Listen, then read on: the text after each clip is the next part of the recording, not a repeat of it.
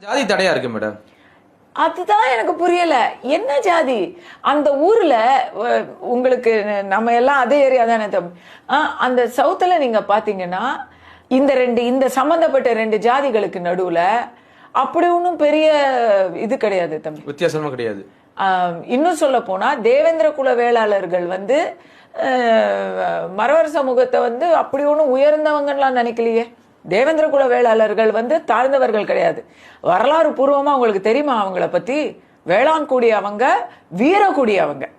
அப்ப அவங்க இந்த பிரிட்டிஷ்காரன் கிறுக்குத்தனமா அவங்கள பட்டியலில் போட்டு போயிட்டான்.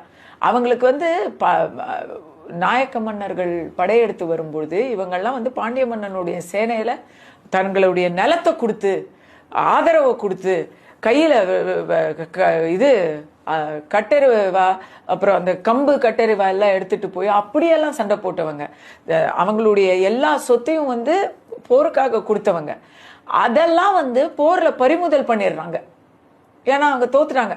அப்போ போர்ல பறிமுதல் பண்ணப்பட்டதுனால அவங்க தங்களுடைய அந்தஸ்தை இழந்து வாழ்க்கை முறையை இழந்து ஒரு தலைமுறையிலேயே நீங்க